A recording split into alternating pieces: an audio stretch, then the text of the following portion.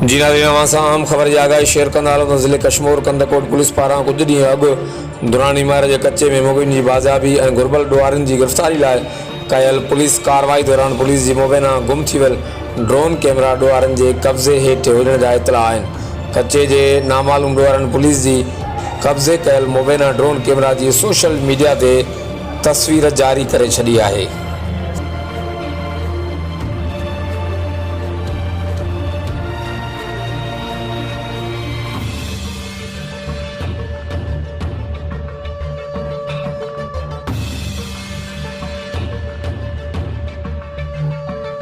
अस्सलाम वालेकुम या अली मदद खुश हो बो खैरा तबीयत सही असां आला ऑफिसरन को घुर कयूं था पे हे इरफान अली समो साहब कश्मीर ज़िले में आयो है तो ना जायज़ ना को अवाम मिसकीन मारी दो दुआ कंदकोट घोंसपुर जा मानू मारिया तस 8 को 10 मानू जेके बेडो बेखता मिसकीन मारिया तस न को इते धाड़ेल आहे न को इते ॾोयारी आहे। हर को पंहिंजे कबीलाई झेड़न में जकड़ियल आहे ऐं उन्हनि खे कबीलाई झेड़ा ई खोड़नि त वरी उन खे इरफान साहब भी नाजायज़ी ना उन्हनि ते ना को रेटियूं करे थो।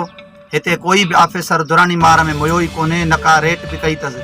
अलाए बि किथे माराया आयो आहे ऑफिसर, उहे ॼाणाया दुरानी मार में अथसि। मिसकिननि जूं कणकां फसल साड़े तबाह कया अथसि। विड़बो आहे त ॾोयारनि सां विड़बो आहे, कणकनि ऐं फसलनि कोन्हनि ॾोह कया त उहे साड़बा आहिनि। जा आवाम शहर जो शेख आहिनि, जा खोसा आहिनि, जाके पंजाब जा ग़रीब मिसकिन वठी मारण में ॾाढ मुड़सी न आहे।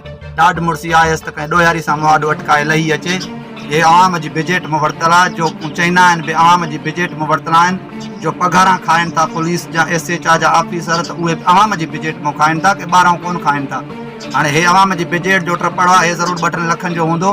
साहब पाण खे एतिरो मथे बि सम्झे थो ऐं वॾो बि सम्झे थो त अची हे वठी वञे धाड़ेलनि खां या रूपोशन को हे खणी वञे पंहिंजी शइ। हिन सां गॾु के ॿिया ट्रपड़ बि ज़रूरु केरे हूंदो, उहा मालिक खे बि ख़बर हूंदी।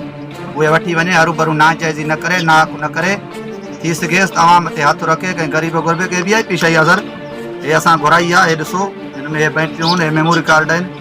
हे हाणे त असांखे वॾो कमु ॾिए थी माशाअल्लाह, ज़बरदस्त आहे। हे असुल वॾी सुठी शइ आहे। SP साहब खे हाणे आहे त वठी वञे, खणी वञे, पाण खे वॾो दुबंग सम्झे थो पए। दोस्तो हे असां वटि आहे नाजाइज़ी ना हिकिड़े मिसकीननि सां ज़ुल्म कंदो मारींदो वधो आहे। हिते ॾोयारी केर बि कोन्हे, हर को कबीलाई जड़नि में फाथल आहे। अस्सलाम वालेकुम।